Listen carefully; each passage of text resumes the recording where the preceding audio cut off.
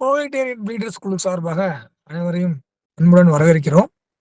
இன்னைக்கு பார்த்தீங்கன்னா, நமக்கு வந்து கிளாஸ் எடுத்து குடுக்க வந்திருக்கிறது யாருன்னு பார்த்தீங்கன்னா, Jayakarthika madam. Assistant public prosecutor sir டவுன்ல இருந்து. அவங்கள நம்ம குரூப் சார்பா முதல்ல ஆ வரவேற்கிறோம். ஏன்னா, நம்ம குரூப்ல எடுக்கக்கூடிய பெரும்பாலான வகுப்புகள் மேடம் எடுத்துக் குடுக்கறதா இருக்கும். எந்த அளவுக்கு வந்து நம்ம ஆர்வமா இருக்கோமோ, அத விட மேடம் நமக்கு கத்துக் குடுக்கணும் அப்படிங்கிறதுக்காக ஆர்வத்தோட அவங்களோட பல வேலைப்பளுக்களுக்கு இடையேயும் நமக்கு வந்து வகுப்பு எடுத்துக் குடுக்க வந்திருக்காங்க. இப்ப பார்த்தீங்கன்னா, நம்ம பாரதியார் சாட்சி அதிநியம். அதோட ஆல்ரெடி 6 பார்ட் முடிச்சுட்டோம். செக்ஷன் 32 வரையும் கம்ப்ளீட் பண்ணியாச்சு. அதோட கன்டினியூவேஷன் வந்து கொஞ்சம் சில வேற கிளாஸ் போட்டனால, கன்டின்யூ பண்ண முடியாதனால, திரும்ப நம்மளோட பார்ட்டிசிபென்ட் தொடர்ச்சி அந்த இத கன்டின்யூ பண்ணி முடிங்க அப்படின்னு சொல்லி கேட்டதுக்கு என்னங்க, மறுபடியும் நம்ம பாரதிய சாட்சி அதிநியத்தோட ஃபுல் கம்பேரிசன் வந்து இன்னைக்கு எடுத்துக் குடுக்க வந்திருக்காங்க. உங்களுக்கு இதுல எதுவும் சந்தேகம் இருந்துச்சுன்னா, வகுப்பு முடிவுல கேளுங்க. கண்டிப்பா மேடம் உங்களுக்கு எக்ஸ்பிளைன் பண்ணுவாங்க. இடையில எதுவும் தொந்தரவு பண்ண வேணாம். Welcome madam. நம்ம வகுப்புல போலாம் madam. Thank you madam. Thank you Kalidas.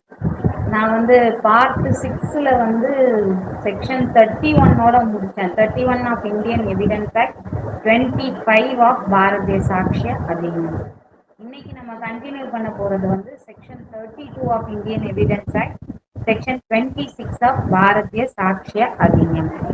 இதனுடைய ஹெட்டிங் என்ன கொடுத்துருப்பாங்கன்னு பார்த்தீங்கன்னா, statements by persons who cannot be called as witnesses. சாட்சிகளாக தருவிக்கப்பட முடியாதவர்களால் செய்யப்படும் உரைகள். சாட்சிகளாக தருவிக்கப்பட முடியாதவர்களால் செய்யப்படும் உரைகள். இந்த ஹெட்டிங்ல தான் வந்து நம்ம 32, 33 ரெண்டு செக்ஷனை பார்ப்போம். இந்தியன் எவிடன்ஸ் ஆக்ட்ல இங்க 27 பிஎஸ்ஏல பார்க்க போறோம். ஸோ இந்த ஒரு செக்ஷன் வந்து எக்ஸப்ஷன் ஆஃப் ஹியர்சேன்னு நீங்க சொல்லிக்கலாம். இப்ப இதுல இந்தியன் எவிடன்ஸ் ஆக்ட்ல இருந்து இதுல என்ன சேஞ்சஸ் பண்ணியிருக்காங்கன்னா, உள்ளடக்கத்துல எந்த சேஞ்சஸும் கிடையாது. பட் ஒவ்வொரு 8 சர்க்கம்ஸ்டன்சஸ் சொல்லியிருப்பாங்க. அந்த 8 சர்க்கம்ஸ்டன்சஸ்ல வந்து ஹெட்டிங் கொடுத்துருப்பாங்க. 1, 2, 3, 4, 5, 6, 7, 8ன்னு நம்பர்ஸ்ல கொடுத்துருப்பாங்க. அந்த ஹெட்டிங்ஸை ரிமூவ் பண்ணிட்டாங்க. இந்தியன் எவிடன்ஸ் ஆக்ட்ல கொடுத்த அந்த ஹெட்டிங்ஸை ரிமூவ் பண்ணிட்டாங்க. பிளஸ் வந்து 1, 2, 3ங்கிறத A to H வரைக்கும் மாத்தி இருக்கிறாங்க. இந்த ஒரு சேஞ்சஸ் பண்ணியிருக்கிறாங்க. பட் உள்ளடக்கத்துல எந்த சேஞ்சஸும் கிடையாது. ஓகே, இதுல இப்ப நம்ம பார்க்கலாம். Section 32 of Indian evidence act, section 26 of BSA. cases in which statement of relevant fact by person who is dead or cannot be found etc is relevant. So இதுல வந்து ஒரு 4 சிச்சுவேஷன்ஸ் சொல்லியிருப்பாங்க. அந்த உரைகள் செய்த நபர்கள் ஏன் வர முடியாது அப்படிங்கிறதுக்கு ஒரு 4 சிச்சுவேஷன்ஸ் சொல்லியிருப்பாங்க. ஸ்டேட்மெண்ட்ஸ் ரிட்டன் ஆர் வெர்பல், ஓரலா சொல்லப்பட்டதாகவோ அல்லது எழுதப்பட்டதாகவோ இருக்கக்கூடிய உரைகள், அது தொடர்புடைய நிகழ்மையாக இருக்கும் பொழுது, அதுதான் mean. So statements written or verbal of relevant fact made by a person who is dead. First situation, who is dead. ரெண்டாவது situation, who cannot be found. மூணாவது situation, who has become incapable of giving evidence. நாலாவது situation, whose attendance cannot be procured without an amount of delay or expense, which under the circumstances of the case appears to the court unreasonable. So என்ன சொல்றாங்க, மரணம், இறந்து போன ஒரு நபரா இருக்கிறாரு, அல்லது கண்டுபிடிக்கவே முடியாத நிலைமையில இருக்காரு, அல்லது சாட்சியம் கொடுக்க திறனற்றவர் ஆகிட்டாரு, அல்லது இந்த வழக்குக்கு இவ்வளவு செலவு பண்ணி அவரை கொண்டு வரணுமா, இந்த வழக்குக்கு அவரை டிலே இல்லாம கொண்டு வர முடியாது, நியாயமான தாமதம், அதாவது அந்த தாமதம் இருந்தா இவர் சாட்சியம் வந்து அவ்வளோ ஒரு வேல்யூ அப்படிங்கிறப்ப அந்த தாமதத்தை கூட பொறுத்துருவாங்க, அந்த எக்ஸ்பென்சஸை கூட செலவு பண்ணிடுவாங்க. பட் இந்த கேஸுக்கு அது தேவையில்லை. இந்த வழக்கின் சூழ்நிலைகளுக்கு இந்த சாட்சியம் வந்து இவ்வளவு செலவு பண்ணி இவ்வளவு தாமதம் ஆகி கூட்டிட்டு வர வேண்டிய அவசியம் இல்லைன்னு நீதிமன்றம் கருதும் பொழுது அந்த சாட்சியத்தினுடைய உரைகள். ஸோ ஃபர்ஸ்ட் 4 சிச்சுவேஷன்ஸ் நம்ம ஞாபகம் வச்சுக்கணும். மரணம், இறந்து போன நபர், கண்டுபிடிக்க முடியாத நிலையில் இருக்கக்கூடிய ஒரு நபர், சாட்சி கொடுக்க திறனற்றவர் ஆகிவிட்ட ஒரு நபர், எவருடைய சாட்சியம் வந்து எக்ஸ்பென்சஸோ நியாயமற்ற செலவினங்களோ நியாயமற்ற டிலேவோ பண்ணி கொண்டு வர வேண்டிய அவசியம் இல்லைன்னு நீதிமன்றம் கருதுகின்றதோ அப்படிப்பட்டவருடைய உரைகள். அப்ப அந்த மாதிரி உரைகள் எந்தெந்த சர்க்கம்ஸ்டன்சஸ்ல நம்ம யூஸ் பண்ணிக்கலாம், அப்படிப்பட்ட நபர்கள் கொடுத்த தொடர்புடைய நிகழ்மை பற்றிய உரைகளை நம்ம வந்து எந்தெந்த சர்க்கம்ஸ்டன்சஸ்ல பயன்படுத்திக்கலாம், எந்தெந்த நேர்வுகள்ல பயன்படுத்திக்கலாம், எந்தெந்த சூழ்நிலைகளை பயன்படுத்திக்கலாம் அப்படின்னா அதுக்கு 8 சூழ்நிலைகள் சொல்றாங்க. ஒண்ணு, அது அவருடைய மரணம் தொடர்பாக இருக்கும் பொழுது. ஃபர்ஸ்ட் சிச்சுவேஷன், அது வந்து அவருடைய மரணம் தொடர்பாக இருக்கும் பொழுது, when it relates to cause of death. ரெண்டாவது, made in course of business, அது வந்து நடப்பு முறையில் அலுவல் நடப்பு முறையில் செய்யப்பட்ட உரையாக இருக்கும் பொழுது. மூணாவது, எழுதி கொடுத்தவரின் பாதியதைக்கு எதிராக இருக்கும் பொழுது, அவருக்கே எழுதி கொடுத்தவருக்கே, இந்த உரையை எழுதி கொடுத்தவருக்கே எதிராக அது பயன்படும் பொழுது. நாலாவது, ஒரு பொது உரிமை அல்லது வழக்கம் சம்பந்தமா ஒரு பொது இன்ட்ரெஸ்ட், ஒரு பொதுத்தன்மை வாய்ந்த ஒரு விஷயத்திற்கு ஒரு கருத்து இருக்கும் பொழுது அந்த கருத்தையும் அப்ப எடுத்துக்கலாம். உறவு முறை உள்ளமை தொடர்பாக, இவர் எனக்கு பையன்தான் அப்படின்னு யாரோ ஒருத்தர் கிட்ட சொன்னது சம்பந்தமா ஒரு உரையா இருக்கும் பொழுது அதையும் எடுத்துக்கலாம். இல்ல ஒரு குடும்ப நிகழ்வு தொடர்பா ஒரு ஆவணத்துல சொல்லப்பட்ட விவரங்கள், ஒரு வில்லுல சொல்லப்பட்ட விவரங்களா இருக்கும் பொழுது அதையும் எடுத்துக்கலாம். ஏழாவது சிச்சுவேஷன் வந்து நம்ம பிரிவு 13 இந்தியன் எவிடன்ஸ் ஆக்ட்ல கஸ்டம் அண்ட் யூசேஜ் அப்படிங்கிற ஒரு விஷயத்த பார்த்திருப்போம். மீன் பிடிக்கிறது சம்பந்தமா அது நல்லாவே விளக்கமா பார்த்தோம். அந்த செக்ஷன்ல சொல்லப்பட்ட பரிவர்த்தனைகள் தொடர்பா அதுல 2 விஷயம் இருக்கும். அதுல பரிவர்த்தனைகள் தொடர்பா இருக்கக்கூடிய ஆவணங்கள், ஸோ அந்த இது தொடர்பா சொல்லப்பட்ட உரைகளா இருக்கலாம். எட்டாவது, பல பேர் சொன்ன அல்லது எக்ஸ்பிரஸ் பண்ண ஃபீலிங்ஸ் தொடர்பா, உணர்வுகள் தொடர்பா ரெலவெண்டா, அந்த கேள்விக்கு ரெலவெண்டா அது இருக்கும்பொழுது அதையும் பயன்படுத்திக்கலாம். ஸோ இந்த சர்க்கம்ஸ்டன்சஸை கொஞ்சம் தனித்தனியா பார்ப்போம். இந்த 8 சூழ்நிலைகள்ல வந்து நம்ம அந்த மாதிரி 4 சிச்சுவேஷன்ல வரக்கூடிய நபர்களுடைய உரைகளை பயன்படுத்திக்கலாம் அப்படின்னு சொல்றாங்க. ஃபர்ஸ்ட், அது வந்து அவருடைய மரணம் தொடர்பான விஷயமா இருக்கும் பொழுது அது என்னவா இருக்கணும் அப்படின்னா, அவர் வந்து அவருடைய மரணத்திற்கான காரணம் பற்றி சொல்லி இருக்கணும், அல்லது அவருடைய மரணத்தை விளைவித்த நடவடிக்கைகளின் சூழ்நிலையை பற்றி சொல்லி இருக்கணும். ஏதோ ஒரு டிரான்சாக்சன் நடக்கும் பொழுது இந்த மாதிரி ஒரு மரணம் நிகழ்வதற்கான ஒரு சூழ்நிலை உருவாகி விட்டது அப்படின்றது தொடர்பா இருக்கலாம். அப்படி இல்லைன்னா மரணத்திற்கான காரணமா இருக்கலாம். ஸோ 2 சொல்றாங்க. ஒன்னு, circumstance of the transaction which resulted in his death or cause of that person's death. காரணம் அல்லது டிரான்சாக்சன், என்ன டிரான்சாக்சன் என்ன காரணம் அது தொடர்பா இருக்கலாம். ஸோ இதுக்கான கைட்லைன்ஸ் அப்படின்னு பார்த்தோம் அப்படின்னா, இன்னொரு விஷயம் இதுல ஞாபகம் வச்சுக்கணும். அவர் வந்து அந்த உரைகளை செய்யும் பொழுது அவர் வந்து மரணத்தை எதிர்பார்த்து காத்து கொண்டு இருக்க வேண்டிய அவசியம் இல்லை. Expectation of death is not necessary. Whether the person who made them or was not at the time when they were made under expectation of death. அது சிவில் கிரிமினல் ப்ரொசீடிங் எந்த ப்ரொசீடிங்லயுமே அட்மிசபிள்னு சொல்றாங்க. அதை தான் அதுல வந்து whatever may be the nature of proceeding in which the cause of his death comes into question. அவரது மரணம் தொடர்பான கேள்வி எந்த வகையான நடவடிக்கைகளில் பிரச்சனைக்குரிய ஒரு கேள்வியாக எழும்பொழுது இந்த ஒரு விஷயத்த பயன்படுத்திக்கலாம்னு சொல்றாங்க. ஸோ கிரிமினல்ல மட்டும்தான் டையிங் டெக்ளரேஷனை பயன்படுத்திக்கணுங்கிற அவசியம் இல்லை, இந்த ஸ்டேட்மெண்ட்டை பயன்படுத்திக்கணுங்கிற அவசியம் இல்லை, சிவில்லையும் பயன்படுத்தலாம். அதெல்லாம் whatever may be the nature of ப்ரொசீடிங்னு சொல்றாங்க. ஸோ அந்த உரையை அவர் செய்யும் பொழுது அவர் மரணத்தை எதிர்பார்த்திருக்க வேண்டிய அவசியம் இல்லை. இது வந்து ஒன் வேர்ட்ல கேட்கறதுக்கான வாய்ப்புகள் அதிகம். ஸோ எதெல்லாம் இல்லை சொல்றாங்களோ, எதெல்லாம் எக்ஸப்ஷன்ஸ் சொல்றாங்களோ, எதெல்லாம் எக்ஸ்பிளனேஷன் சொல்றாங்களோ, இதெல்லாம் ஒன் வேர்ட்ல வரும். உள்ள இருக்கிற கண்டென்ட்ல எது இல்லைன்னு சொல்றாங்களோ அதை அதிகமா நீங்க கான்சென்ட்ரேட் பண்ணுங்க. ஸோ இதை பொறுத்த வரைக்கும் expectation of death not necessary. Civil or criminal proceedings both இந்த டையிங் டெக்ளரேஷன் கேரிஸ் அட்மிசபிள். இதையும் நம்ம ஞாபகம் வச்சுக்கணும். அடுத்து இந்த கைடிங் பிரின்சிபல்ஸ், இதுக்கான மேக்ஸிம் என்ன அப்படின்னா நெமோ மாரிக்யூரஸ் ப்ராசிமிட்டர் மென்டரி. இதுக்கு என்ன அர்த்தம் அப்படின்னா a person or a man will not meet his maker with a life in his mouth. A man will not meet his maker with a life in his mouth. தன்னை படைத்தவனை வாயில் பொய்யுடன் எந்த ஒரு நபரும் சந்திக்க மாட்டார். ஸோ இந்த ஒரு மேக்ஸிம் வந்து டையிங் டெக்ளரேஷன் வந்தா நீங்க கண்டிப்பா எழுதியே ஆக வேண்டிய ஒரு மேக்ஸிம்.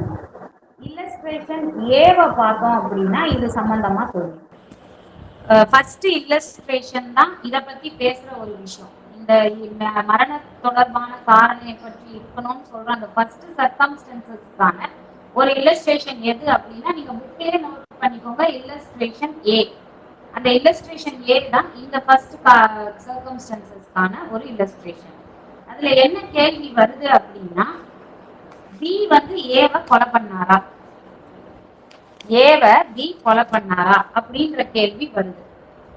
அப்ப என்ன அதுல பாக்குறாங்க அப்படின்னா A dies of injuries received in the transaction in the course of which she was raped. A வந்து கற்பழிக்கப்பட்ட அதே நடவடிக்கையில் அடைந்த காயங்களால் மரணத்தை தழுவினாரா, இறந்தாரா அப்படிங்கிறது ஒரு circumstances. The question is whether she was raped by B. So இந்த டிரான்சாக்ஷன்ல நடந்த இப்ப ஃபர்ஸ்ட் இல்லஸ்ட்ரேஷன் நம்ம பாக்குறோம். அந்த எஸ் முத்துலட்சுமி மேடம், அந்த ஃபர்ஸ்ட் இல்லஸ்ட்ரேஷன்ல எந்த டிரான்சாக்ஷன்ல வந்து அந்த மரணம் நிகழ்வதற்கான ஒரு சூழ்நிலைகள் ஆகப்பட்டது அப்படின்னா ரேப்.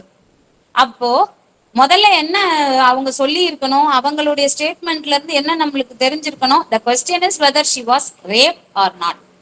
சோ அது சம்பந்தமா அந்த ஸ்டேட்மெண்ட்ல இருக்கா, அது ரெலவென்ட். அடுத்து அது ரெண்டு பார்ட் அவங்க ஒரே இதுல கொடுத்துருக்காங்க. ரெண்டு பார்ட்டா நீங்க பிரிக்கணும். ஃபர்ஸ்ட் அந்த ரேப்டு பை பிங்கிறது ஒரு part. Or the question is ரெண்டாவது question whether A was killed by B. B தான் ஏவை கொலை பண்ணாரா, ஏ வந்து பி ஆல் கொல்லப்பட்டாரா, இதுதான் கேள்வி. எப்ப அவர் கொல்லப்பட்டிருக்கலாம், அந்த சூழ்நிலை எப்படி இருக்கு அப்படின்னா ஏவின் மனைவி பி மேல ஒரு உரிமையியல் வழக்கு தொடர்வதாக இருந்த சூழ்நிலையில், ஏவின் மனைவி பியின் மீது ஒரு உரிமையியல் வழக்கை தொடர்வதாக இருந்த ஒரு சூழ்நிலையில் ஏவை வந்து பி கொண்டிருக்கிறாரு. அப்போ ஏ செய்த உரை, அவருடைய மரணம் தொடர்பு ஏ செய்த உரை ரெலவென்ட். ஓகே, அடுத்தது இதுல வந்து லேண்ட்மார்க் ஜட்ஜ்மெண்ட் என்ன அப்படின்னா பகல நாராயண சுவாமி, PAKALA பகல நாராயண சுவாமி, NARAYANA நாராயண சுவாமி வெர்சஸ் எம்பரர். ரொம்ப முக்கியமான ஒரு கேஸ். டையிங் டெக்ளரேஷன் கேட்டா இந்த மேக்ஸிம் இந்த கேஸ் கண்டிப்பா நீங்க ரெஃபர் பண்ணணும். பகல நாராயண சுவாமி வெர்சஸ் எம்பரர் 1939 கேஸ். இதுல என்ன அப்படின்னா இதுல என்ன ஒரு விஷயம் மெயின் அப்படின்னா சர்க்கம்ஸ்டன்சஸ் லீடிங் டு டெத். இதத்தான் இதுல அழகா சொல்லியிருப்பாங்க. இந்த கேஸ பொறுத்த வரைக்கும் என்ன எல்லாருக்கும் இதனுடைய ஃபேக்ட்ஸ் தெரியும் தானே, இல்ல ஃபேக்ட்ஸ் சொல்லிட்டு சொல்லணுங்களா? யாருன்னா ஒருத்தர் சீக்கிரம் சொல்லுங்க. 2 minutes எனக்கு ஃபேக்ட்ஸ் சொல்றதுக்கு. இது தெரியுமா? சொல்லிட்டு சொல்லுங்க மேடம். ஓகே, ஒரு லேடி இருக்காங்க. ஒரு லேடி எக்ஸ்ங்கிற ஒரு லேடி என்ன பண்றாங்க, அதாவது பகல நாராயண சுவாமியோடைய ஒய்ஃப். அவங்க என்ன பண்றாங்க அப்படின்னா ஒரு நபர்கிட்ட இருந்து, அதாவது டிசீஸ்ட் இறந்து போன நபர்கிட்ட இருந்து என்ன பண்றாங்கன்னா 3000 ரூபாய் கடன் வாங்கிக்கிறாங்க. வித் 18% இன்ட்ரெஸ்ட் தரேன்னு சொல்லி 1936 வாங்குறாங்க. 1936 வந்து அப்போ 3000 பெரிய அமௌண்ட். லோன் வாங்குறாங்க, 18% இன்ட்ரெஸ்ட் தரேன்னு சொல்லி வாங்குறாங்க. கொஞ்ச நாள் கழிச்சு அவங்க வந்து லோன் கொடுக்கல. இவர் வந்து கேக்குறாரு, இந்த இறந்து போன நபர் வந்து கேக்குறாரு, கொடுங்க திருப்பி கொடுங்கன்னு கேக்குறப்ப அவங்க ஏதாவது ஒரு காரணம் சொல்லி தள்ளி போட்டுட்டே இருக்காங்க. ஒரு நாள் ஒரு லெட்டர் ஒன்னு ரிசீவ் பண்றாங்க இறந்து போனவரின் மனைவி. அந்த லெட்டரை அவர்கிட்ட கொண்டு வந்து கொடுக்குறாங்க, இறந்து போனவர்கிட்ட கொண்டு வந்து கொடுக்குறாங்க. இந்த மாதிரி இந்த ஒரு லெட்டர் வந்திருக்குன்னு. அப்போ வந்து அவர் என்ன பண்றாரு, படிச்சு பாக்குறாரு. படிச்சு பார்த்ததுல இந்த இடத்துக்கு நீ வா, உனக்கான கடனை நான் கொடுக்குறேன் அப்படின்னு சொல்றாங்க. சரின்னு சொல்லிட்டு அவர் என்ன பண்றாரு, ஒய்ஃபு கிட்ட காட்டுறாரு அந்த லெட்டரை. அப்பா கடைசியா குடுக்குறேன்னு சொல்லிட்டாங்க, என்ன வந்து பணம் வந்து இங்க வந்து வாங்கிக்க சொல்லியிருக்காங்கன்னு ஒரு குறிப்பிட்ட இடத்த சொல்றாரு. அவர் போன 2 நாள் அவர் வரவே இல்லை.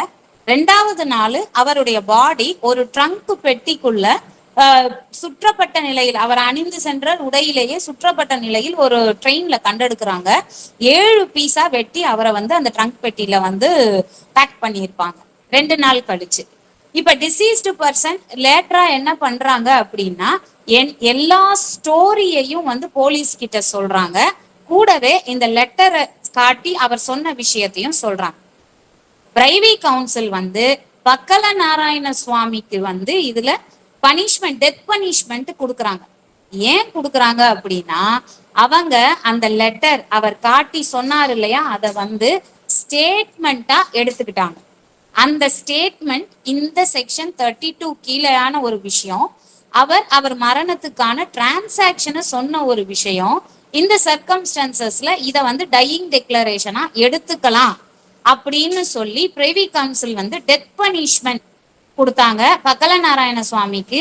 நாட் ஒன்லி திஸ், அவர் வந்து அந்த சமயத்துல வந்து அந்த டிசீஸ் சாகடிக்கிறதுக்கு முன்னாடி ஒரு நாள் முன்னாடி தான் அந்த ட்ரங்க் பெட்டியை வந்து ஒரு கடையில இருந்து வாங்கினாருன்றதையும் சேர்த்து ப்ரூஃப் பண்றாங்க. சோ அந்த ஸ்டேட்மெண்ட், அவர் லெட்டர், அந்த லெட்டரை வந்து டையிங் டெக்ளரேஷனா, அந்த காட்டின அந்த விஷயத்தை அவர் ஒய்ஃப் கிட்ட காட்டி சொன்ன அந்த ஸ்டேட்மெண்ட்டை வந்து டையிங் டெக்ளரேஷனா கன்சிடர் பண்ணிக்கிட்டாங்க. ஸோ இந்த கேஸ் ரொம்ப முக்கியம் டையிங் டெக்ளரேஷனை பொறுத்த வரைக்கும். அடுத்து பாத்தீங்க அப்படின்னா, எப்படி பண்ணணும், வெறும் வந்து ஸ்டேட்மெண்ட் மட்டும்தான் கொடுக்கணுமா, ஏன் ஈவன் கெஸ்டர்ஸ் சைகை மூலமா சொல்றதும் வந்து டையிங் டெக்ளரேஷனா எடுத்துக்கலாமா கூடாதா? குயின் எம்பரர்ஸ் வெர்சஸ் அப்துல்லா, இந்த கேஸை நீங்க ஞாபகம் வச்சுக்கணும். கெஸ்டர்ஸை காட்டி ஒருத்தங்க சொல்லக்கூடிய விஷயங்களை வந்து மேஜிஸ்ட்ரேட் முன்னாடி கெஸ்டர்ஸ், அதாவது சைகைகள் மூலமா சொல்லக்கூடிய விஷயங்களை கூட டையிங் டெக்ளரேஷனா எடுத்துக்க முடியுமா அப்படிங்கிற விஷயத்த ரொம்ப டீப்பா டிஸ்கஸ் பண்ண கேஸ் தான் குயின் எம்பரர்ஸ் வெர்சஸ் அப்துல்லா. இந்த கேஸ்ல அந்த பொண்ணு வந்து இறந்து போன நபரின் பெயரை உச்சரிக்கும் பொழுது வந்து கரெக்டா வந்து எவிடன்ஸ் கொடுக்குறாங்க மேஜிஸ்ட்ரேட் முன்னாடி. ஸோ அதை வந்து அக்செப்ட் பண்ணிக்கிறாங்க மேஜிஸ்ட்ரேட்டு. இதை தான் வந்து இந்த கேஸ்ல ரொம்ப டீப்பாவே டிஸ்கஸ் பண்ணியிருப்பாங்க. இறந்து போன அந்த பொண்ணு வந்து கட் த்ரோட், அதாவது அந்த தொண்டைய வந்து அறுத்திருப்பான், அந்த அக்யூஸ்ட் வந்து தொண்டைய அறுத்திருப்பான். அப்போ மேஜிஸ்ட்ரேட் வந்து கேட்கும் பொழுது அவங்க புரிந்து கொள்ளக்கூடிய சூழ்நிலையில இருக்கிறாங்க, கான்சியஸா இருக்கிறாங்க. சோ மேஜிஸ்ட்ரேட் ஒரு விஷயம் சொல்லி நான் பேருங்கள்லாம் சொல்றேன், அப்ப நீங்க வந்து கண்ணை மட்டும் ஆட்டுங்க, அந்த பேர் வந்தது, உங்களை வந்து யார் இப்படி பண்ணாங்களோ அவங்க பேர் வருது அப்படிங்கிறப்போ கண்ணை மட்டும் ஆட்டுங்க, அப்படி பிளிங்க் பண்ணுங்கன்னு சொல்றப்ப எல்லார் பேர் வரும்போது அந்த பொண்ணு அமைதியா இருந்துட்டு அப்துல்லாங்கிற பேர் வரும்பொழுது மட்டும் பிளிங்க் பண்ணாங்க. அதை பேஸ் பண்ணி அந்த அப்துல்லாவுக்கு தண்டனை கொடுத்திருப்பாங்க. ஸோ கெஸ்டர்ஸும் டையிங் டெக்ளரேஷன் தான், தட் இஸ் ஆல்சோ அட்மிசபிள் தான் அப்படின்னு சொன்ன case Queen Empress versus Abdullah. அடுத்து வந்து நீங்க பார்க்க வேண்டிய கேஸ்ன்னு பார்த்தா Paniben, yes Shrimati Paniben, PANIBEN, Paniben versus state of Gujarat. Paniben versus state of Gujarat, AIR 1992. இதுல கைட்லைன்ஸ் கொடுத்திருப்பாங்க, ஒரு 11 கைட்லைன்ஸ் கொடுத்திருப்பாங்க. இந்த கேஸை நீங்க படிச்சு பாத்தீங்கன்னா அந்த 11 கைட்லைன்ஸ், ஏன்னா சிம்பிளா சொல்லணும் அப்படின்னா அந்த 11 கைட்லைன்ஸும் எதை பத்தி பேசும் அப்படின்னா, டையிங் டெக்ளரேஷனை எப்படி எடுக்கணும், அதை வந்து எப்படி கேர்ஃபுல்லா ஒரு கோர்ட் ஸ்க்ரூட்டனைஸ் பண்ணணும், டியூட்டரிங் இருந்ததா, ப்ராம்ப்டிங் இருந்ததா, அவங்களுடைய இமேஜினரிய கலந்துருக்குறாங்களா, சஸ்பீஷியஸ் சூழ்நிலைகள்ல இருந்தா என்ன பண்ணணும், சூழ்நிலைகள்ல இல்லாம இருந்தா கொராபரேஷனே தேவை கிடையாது அப்படின்னு ஒரு 11 கைட்லைன்ஸை சொல்லியிருப்பாங்க. நான் எழுதியிருக்கேன், பட் அது சொன்னா உங்களுக்கு டைம் ஆகும்னு நினைக்கிறேன். அந்த Shrimati Paniben versus state of Gujarat AIR 1992 அந்த கேஸ் ரொம்ப முக்கியமான கேஸ் டையிங் டெக்ளரேஷனுக்கு. அடுத்து 2வது சூழ்நிலைகள் made in course of business, அதாவது வழக்கமான அலுவல் நடைமுறைகள்ல செய்யக்கூடிய விஷயங்கள். அவர் ஏதோ ஒரு என்ட்ரி பண்ணி வச்சிருக்கிறாரு, ஏதோ ஒரு குறிப்பு செய்து வைத்திருக்கிறார், ரெகுலரா அவர் செய்யக்கூடியது. ஏதோ ஒரு என்ட்ரி ஒரு புக்ல, ஏதோ ஒரு மேற்குறிப்பு செய்யப்பட்டிருக்கிறது புக்ஸ்ல, அது வந்து ரெகுலரா அவர் வந்து அவருடைய கடமையை செய்யும் பொழுது, அவருடைய ப்ரொஃபஷனல் டியூட்டியை அவர் டிஸ்சார்ஜ் பண்ணும் பொழுது மெயின்டைன் பண்ணக்கூடிய புக்ல தான் இது செஞ்சு வச்சிருக்கிறாரு. இல்ல நான் இதை வாங்கிட்டேன்னு ஒரு அக்னாலஜ்மெண்ட் எழுத்து மூலியமா பண்ணி வச்சிருக்கிறாரு, அந்த அக்னாலஜ்மெண்ட்டையும் பயன்படுத்திக்கலாம். இந்த பணத்தை நான் இப்ப வாங்கினேன், இந்த கூட்ஸை இப்ப நான் செக்யூர் பண்ணிக்கிட்டேன்றதுக்கு ஏதாவது ஒரு அக்னாலஜ்மெண்ட், இந்த சர்வீஸை நான் வந்து அவைல் பண்ணிக்கிட்டேங்கிறதுக்கு ஒரு அக்னாலஜ்மெண்ட். இந்த மாதிரி ரெகுலர் கோர்ஸ் ஆஃப் பிசினஸ்ல அவங்க வச்சிட்டு இருக்கக்கூடிய புக்ஸையும் வந்து அதுல செய்யப்பட்ட ஸ்டேட் உரைகளையும் வந்து எவிடன்ஸா பயன்படுத்திக்கலாம். இதுக்கு இல்லஸ்ட்ரேஷன்ஸ் வந்து இது நீங்க உங்க புக்லயே பேராக்ட் வச்சிருந்தீங்கன்னா நோட் பண்ணிக்கோங்க. B, C, D, G and H. B என்ன சொல்லும் அப்படின்னா, the question is as to the date of A's birth. ஏவினுடைய பிறப்பு தேதி அது குறித்த ஒரு கொஸ்டின் வருது, பிறந்த தேதி குறித்த ஒரு கேள்வி வரும் பொழுது ஒரு சர்ஜன் கொஸ்டின் இஸ் டு ஏவின் பிறப்பு தேதி குறித்த ஒரு கேள்வி எழும் பொழுது, எஸ் மேடம், எழும் பொழுது ஒரு இறந்து போன ஒரு அறுவை சிகிச்சை நிபுணர் அவர் ரெகுலரா அவருடைய அலுவல் நடப்பு முறையில ஒரு புக்கை மெயின்டைன் பண்ணி இவங்களுக்கு இந்த தேதியில நான் வந்து சர்ஜரி பண்ண, இவங்களுக்கு இந்த குழந்தை பிறந்தது அப்படின்னு எழுதி வைக்கக்கூடிய அந்த விஷயம். ஏவினுடைய மதர் போட்டு அவங்க வந்து ஒரு பையனை டெலிவரி பண்ணாங்க இந்த தேதியில அப்படின்னு எழுதி வச்ச விஷயம் ரெலவெண்ட் ஃபேக்ட். அடுத்து சியை பாத்தீங்க அப்படின்னா, இதெல்லாம் நான் சொல்லணுமா, நான் இல்லஸ்ட்ரேஷன் சொல்லிட்டேன், சொல்லவா? ஒரு இல்லஸ்ட்ரேஷன் ஒவ்வொன்றுக்கும் விளக்கமா சொல்லணுமா? நான் எதுக்காக இல்லஸ்ட்ரேஷன் சொல்லிட்டேன்னா, நீங்க நோட் பண்ணிக்கிட்டீங்கன்னா நீங்க பின்னாடி கூட போய் அது கதை மாதிரி தானே இருக்கும், படிச்சு பார்த்துக்கலாம். சரிங்களா? இது ஒரு இல்லஸ்ட்ரேஷன் நான் சொல்லிட்டேன், மீதியை நீங்க பார்த்துக்கோங்க. B, C, D, G and H. இது வந்து செகண்ட் சர்க்கம்ஸ்டன்சஸ், அலுவல் நடப்பு முறையில் இருக்கக்கூடிய உரைகள், அலுவல் நடப்பு முறையில் செய்யப்பட்ட உரைகள், அது சம்பந்தமானது இந்த இல்லஸ்ட்ரேஷன்ஸ். அடுத்து 3 கிளாஸ் 3, அதாவது சி, பிஎன்எஸ் பிஎஸ்ஏவை பொறுத்த வரைக்கும் கிளாஸ் சி. அதுல என்ன அப்படின்னா, against the interest of maker. ஒரு ஸ்டேட்மெண்ட் வந்து ஒரு pecuniary or proprietary interest of the person, ஒரு உரை செஞ்சிருக்கிறாரு ஒருத்தர், ஏங்கிறவர் ஒரு உரை செய்யறாரு, அது வந்து அவருக்கு எதிராகவே அந்த உரையை பயன்படுத்தலாமானா பயன்படுத்தலாம். When if true, it would expose him or would have exposed him to a criminal prosecution or to a suit for damages. அதை ப்ரூஃப் பண்ணியிருந்தாங்க, அந்த ஸ்டேட்மெண்ட் உண்மையானதாக இருக்கும் பொழுது அதை செய்த அந்த நபருக்கு எதிராகவே அது பயன்படுத்தப்படும், அவரை வந்து குற்றவியல் நடைமுறைகளுக்கு இட்டு செல்லும், அல்லது வந்து சேதம் தொடர்பான வழக்குகள்ல அவருக்கு அது அகெயின்ஸ்டா யூஸ் பண்ணப்படும் அப்படின்னா அப்பவும் அந்த உரைகளை பயன்படுத்திக்கலாம் அப்படின்னு சொல்றாங்க. இதுக்கு illustration E and F.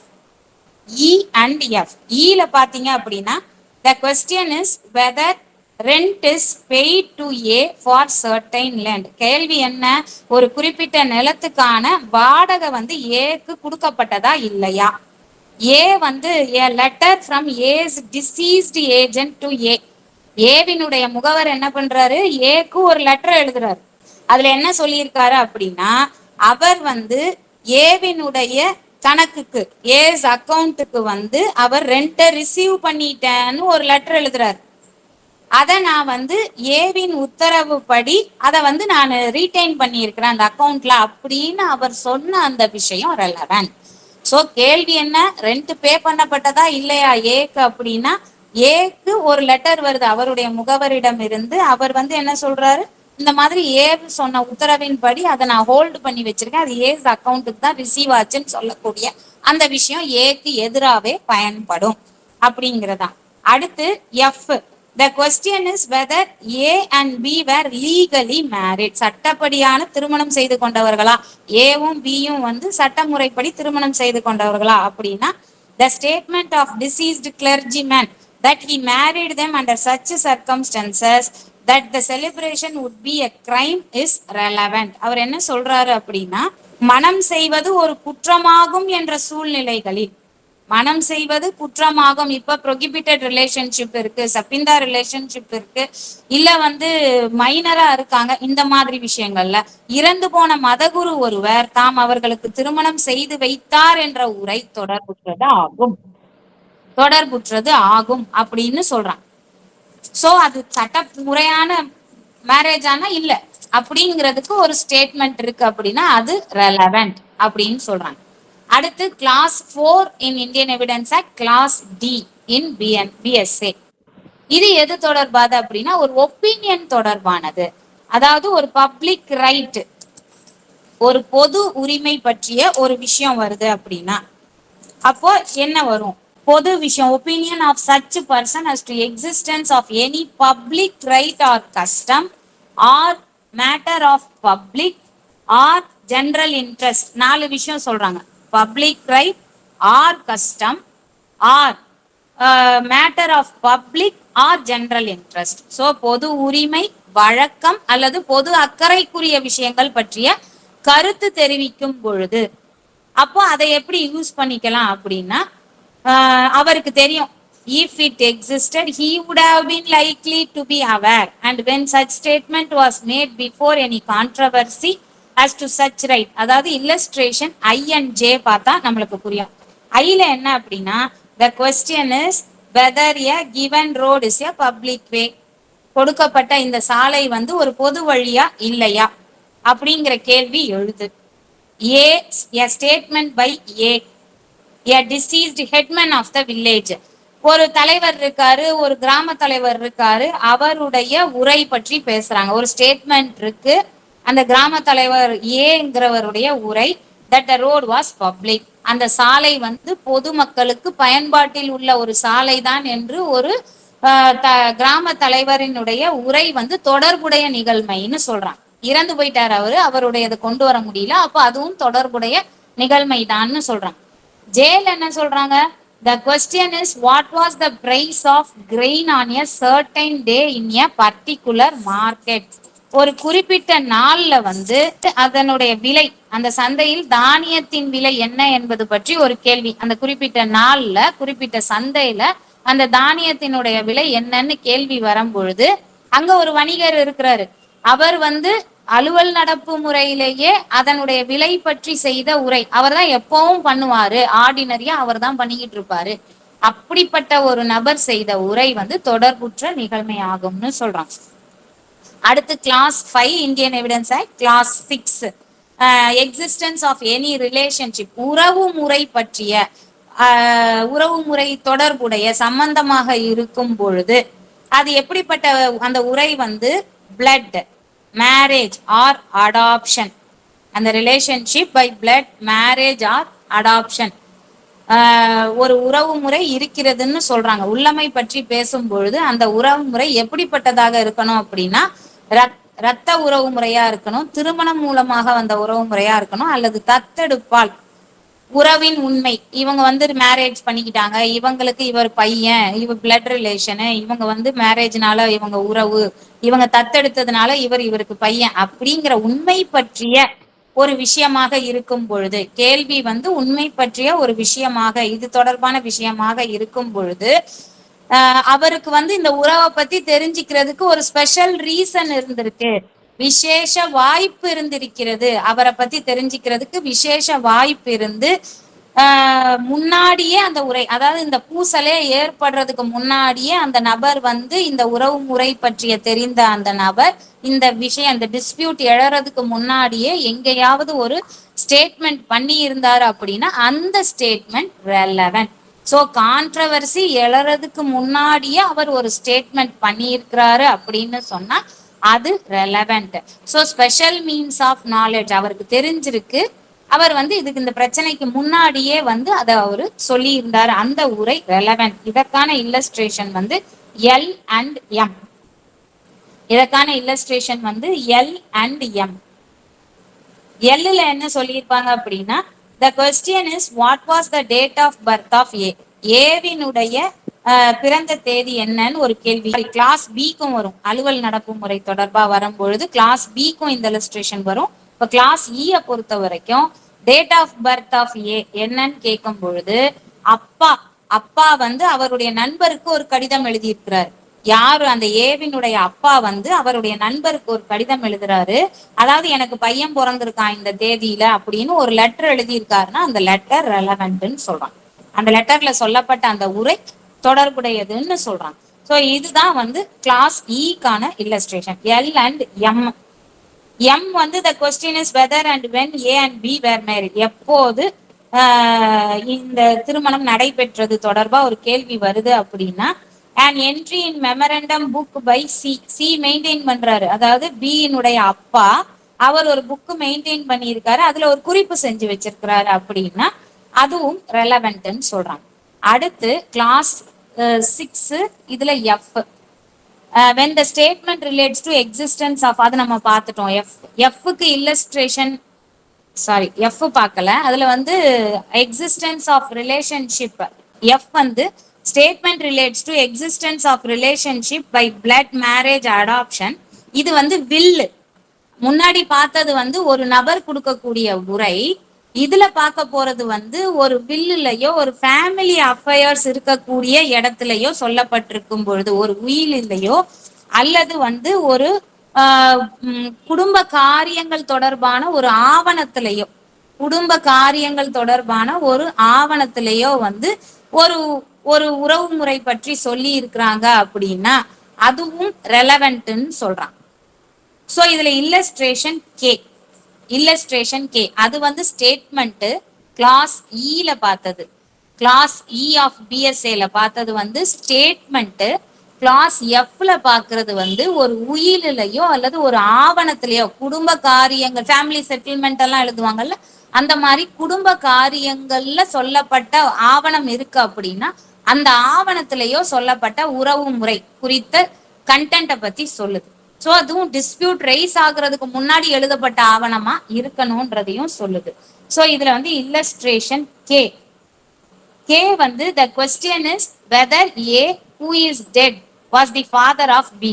B னுடைய அப்பா வந்து ஏவா, அவர் இறந்துட்டார், B னுடைய அப்பா வந்து ஏதானா அப்படின்ற ஒரு statement. a statement by A that B was his son. அவர் ஒரு உரையை எங்கேயோ செஞ்சு வச்சுட்டு போயிருக்காரு, அவர் என் பையன் தான் அப்படின்னு சொல்றாரு அப்படின்னா அது வந்து ரெலவெண்ட் அப்படின்னு சொல்றான். அடுத்து கிளாஸ் 7 இதுல கிளாஸ் ஜி டிரான்சாக்ஷன் 13 நம்ம ஏற்கனவே நம்ம பார்த்ததுதான். பர்டிகுலர் இன்ஸ்டன்சஸ் டிரான்சாக்ஷன் ரெண்டு விஷயம் இருக்கும். இன்ஸ்டன்சஸ்ங்கிறப்ப நெய்பர்ஸ் சண்டை போட்டது, அவரை மீன் பிடிக்க விடாம பண்ணது. டிரான்சாக்ஷனுங்கிறப்போ அவருக்கான அந்த ஆவணம் ஏதோ ஒண்ணு இருக்கு, அவங்க அப்பாவுக்கு மீன் பிடிக்கிறதுக்கு வந்து ஒரு உரிமை இருக்குங்கிறதுக்கு ஒரு ஆவணம் இருந்திருக்கும், அந்த ஆவணத்தை வந்து அவர் மார்க்கேஜ் பண்ணியிருப்பாரு. இந்த மாதிரி டிரான்சாக்ஷன்ஸ். சோ அதுல சொல்லப்பட்ட ஆவணத்திலோ அல்லது உயிலிலோ அல்லது பிற ஆவணங்களிலோ சொல்லப்பட்ட அந்த டிரான்சாக்ஷன் பரிவர்த்தனை தொடர்பு அது எல்லாமே வந்து ரெலவெண்ட்னு சொல்றாங்க. அடுத்து கிளாஸ் 8 அது clause H. Class H in BSA. When the statement was made by number of persons and express feelings or impressions on their part relevant to the matter in question. Illustration N. கடைசி illustration அதுதான். A's use B for libel expressed in a painted caricature. அதாவது A வந்து என்ன பண்றாரு, B வந்து வழக்கு போடுறாரு, B மேல வழக்கு போடுறாரு. எதுக்கு அப்படின்னா ஒரு கடையின் ஜன்னலில், ஒரு கடையுடைய ஜன்னல்ல வந்து பல பேர் பாக்குற மாதிரி வைக்கப்பட்ட ஒரு கேலி சித்திரம் இருக்கு. அது வந்து எப்படி இருக்குன்னா அது என்ன சித்தரிக்கிற மாதிரி இருக்கு, அதனால நான் இவர் மேல கேஸ் போடுறேன் ஏ வந்து பி மேல போடுறாரு. கேலி சித்திரம் மூலமாக வெளியிடப்பட்ட எழுத்து வழி அவதூறு ஒன்றிற்காக. சோ அது லைபல். அவர் அது வந்து என்னதான் சொல்லுது அப்படிங்கிறதுக்கு அவர் ஒரு விஷயம் என்ன சொல்றாரு அப்படின்னா, கேலி சித்திரத்திற்கும் அதன் மூலம் அவதூறுக்கு இலக்கான பாத்திரத்திற்கும் உருவ ஒற்றுமை இருக்கிறதா என்பது கேள்வி. சோ அந்த கேலி சித்திரத்துல இருக்கிறது இவர் தானா? அப்ப அவர் லைபிள் போடுறாரு. அப்ப அந்த கேள்வி எழும் இல்லையா, அந்த கேலி சித்திரத்துல இருக்கிறது இவர் தானா அப்படின்ற ஒரு கேள்வி எழும் பொழுது அதை பார்த்த அந்த பார்வையாளர்கள் சொன்ன விஷயங்கள், இந்த அம்சங்களை பற்றி இவரதான் சொல்லுது அப்படின்னு அந்த பார்த்துக்கிட்டு இருந்த அந்த பார்வையாளர்கள் சொல்லக்கூடிய குறிப்புரைகளை மெய்ப்பிக்கலாம். சோ இவ்வளவுதான் வந்து செக்ஷன் 26. இந்த செக்ஷன் 26 முக்கியம்ன்றதுனால இவ்வளவு நேரம் எடுத்துட்டேன். வேற ஏதாவது இதுல டவுட்ஸ் இருக்குங்களா? தேங்க்யூ. செக்ஷன் 33 போயிடலாம். 33 of Indian evidence act, 27 of BSA. Section 33 of Indian evidence act, 27 of BSA. Relevancy of certain evidence for proving in subsequent proceeding truth of facts therein stated. அதாவது நம்ம செக்ஷன் 32க்கும் இதுக்கும் 3 difference உண்டு. என்ன அப்படின்னா, section 32 வந்து யாரோ ஒருத்தர் எங்கேயோ செய்த ஒரு உரை பற்றி சொல்லும். 33 வந்து ஜுடிஷியல் ப்ரொசீடிங்ஸ்ல நீதிமுறை நடவடிக்கைகளிலோ அல்லது ஒரு சாட்சியம் எடுக்க அதிகாரம், சட்டத்தால் அதிகாரம் கொடுக்கப்பட்ட நபர் முன்னிலையில் செய்த உரை பற்றியோ பேசும். சோ டிஃபரன்ஸ் என்ன? செக்ஷன் 32 பொறுத்த வரைக்கும் ஸ்டேட்மெண்ட் கிவன் டு எனிஒன், யார்கிட்ட வேணாலும் அந்த ஸ்டேட்மெண்ட் கொடுக்கப்பட்டிருக்கலாம், எங்க வேணாலும் செய்யப்பட்டிருக்கலாம். But section 33 evidence given by witness in the judicial proceedings. அது ஒரு டிஃபரன்ஸ். ரெண்டாவது டிஃபரன்ஸ் என்ன அப்படின்னா, somebody giving a witness in 8 different circumstances இருக்கு. இது வந்து ஃபர்ஸ்ட் டைமா செய்யப்படுற ஒரு ஸ்டேட்மெண்ட். 8 சூழ்நிலைகளை சொல்லி இருக்கிறாங்க 32ல. இங்க அப்படியெல்லாம் எதுவும் கிடையாது. சாட்சியமாக நீதிமுறை நடவடிக்கையில சொல்லப்படுற ஒரு விஷயம். மூணாவது டிஃபரன்ஸ் அது வரும்போது நான் சொல்றேன், உள்ள வரும்போது நான் சொல்றேன். 2 டிஃபரன்ஸ் இதுதான். இப்ப நம்ம செக்ஷன் 33 பார்ப்போம். Relevancy of certain evidence for proving in subsequent proceedings the truth of facts therein stated. ஒரு ஸ்டேட்மெண்ட் இருக்கு, அந்த ஸ்டேட்மெண்ட் ஏற்கனவே சொல்லப்பட்ட ஒரு சாட்சியமாக இருக்கு. அந்த சாட்சியத்தை எதுக்கு பயன்படுத்துவாங்க அப்படின்னா, சப்சிக்வெண்ட் ப்ரொசீடிங்ஸ்ல ஒரு நிகழ்மை சொல்லப்பட்டிருக்கு, அதனுடைய உண்மை தன்மையை நிரூபிக்க வேண்டி இந்த சாட்சியத்தை பயன்படுத்துவாங்க. இந்த சாட்சியம் அதற்கு தொடர்புடையதாகும். சோ ஒரு பிந்தைய நடவடிக்கையில சொல்லப்பட்ட நிகழ்மைகளின் உண்மை தன்மையை நிரூபிக்க வேண்டி ஏற்கனவே கொடுக்கப்பட்ட சாட்சியத்தை தொடர்பு படுத்தி எடுத்துக்கொள்ளலாம் அப்படிங்கிறது தான் இதனுடைய செக்ஷன் 33 விளக்கம். அப்போ இந்த விட்னஸ் வந்து எங்க சாட்சியம் கொடுத்திருக்கணும், அந்த ஃபர்ஸ்ட் நம்ம சப்சிக்வெண்ட் ப்ரொசீடிங்ஸை இப்ப மறந்துருவோம். ப்ரீவியஸ் ப்ரொசீடிங்ஸ்ல அந்த விட்னஸ் எங்க சாட்சி கொடுத்திருக்கணும் அப்படின்னா, in a judicial proceeding or before any person authorized by law to take it. ஒரு நீதிமுறை நடவடிக்கையிலையோ அல்லது ஒரு நபர், அதாவது சாட்சியம் எடுக்க சட்டத்தால் அதிகாரம் பெற்ற ஒரு நபர் முன்னிலையிலேயோ அந்த விட்னஸ் வந்து சாட்சி கொடுத்திருக்கணும்.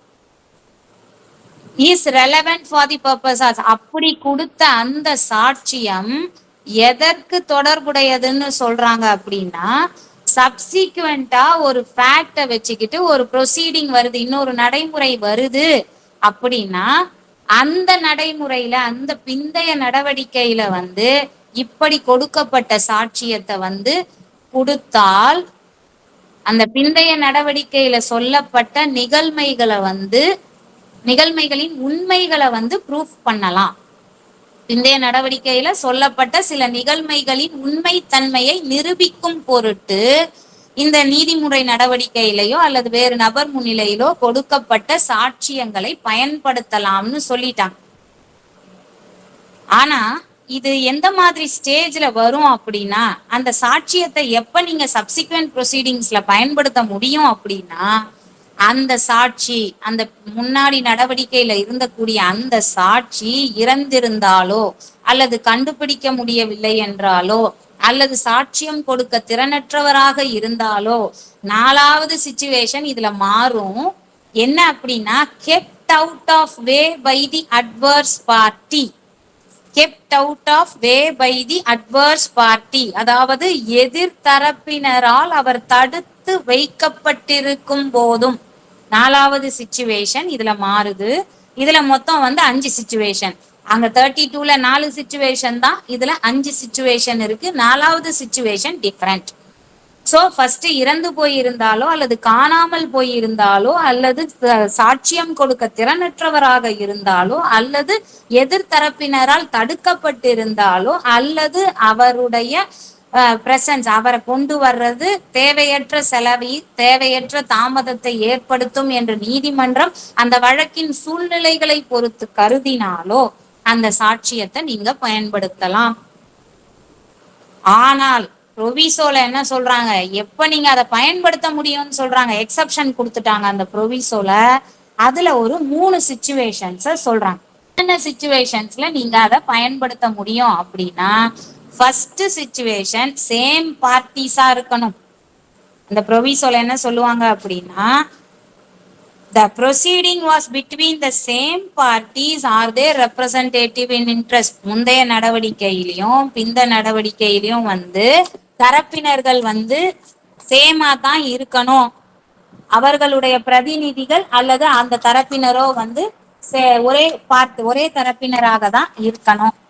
அடுத்து 2வது என்ன சொல்றாங்க அப்படின்னா, right and opportunity to cross examine that the adverse party in the first proceeding, முந்தைய நடவடிக்கையில இருந்த அந்த எதிர்த்தரப்பினருக்கு குறுக்கு விசாரணை செய்ய வாய்ப்பு, உரிமை இருந்திருக்க வேண்டும். அண்ட் 3வது என்ன ப்ரொவிசோ அப்படின்னா, the questions in issue were substantially the same in the first as in the second proceeding. 2வது நடவடிக்கையில சொல்லப்பட்ட அந்த கேள்வி, பிரச்சனையில இருக்கக்கூடிய அந்த கேள்விகள் முதல் நடவடிக்கையில் இருந்தது போலவே 2வது நடவடிக்கையிலும் இருந்திருக்கணும். இந்த மூணையும் சாட்டிஸ்ஃபை பண்ணா மட்டும்தான் இன்னொரு விஷயத்துல சொல்லப்பட்ட அந்த எவிடன்ஸ எடுத்துட்டு இதுல சொல்ல முடியும், இல்லைன்னா சொல்ல முடியாது. சோ இந்த எக்ஸப்ஷன்ஸ் கண்டிப்பா நம்மளுக்கு ஞாபகம் இருக்கணும். இந்த 3 சிச்சுவேஷன்ல அதை நீங்க கீவேர்டா எப்படி ஞாபகம் வச்சுக்கலாம்னா, parties, same parties, right and opportunity of adverse party, right and opportunity to cross examine, 3வது சப்ஸ்டான்ஷியலி சேம் இஷ்யூஸ். ஸோ இதெல்லாம் எக்ஸப்ஷன்ஸ். சரிங்களா? இது ஞாபகம் வச்சுக்கிறதுக்கான ஒரு வழிமுறை. இதுக்கு கேஸ்லா என்ன அப்படின்னா, Bal Gangadhar Tilak versus Srinivas Pandit, SHRINIWAS, Shriniwas Pandit, PANDIT, Shriniwas Pandit,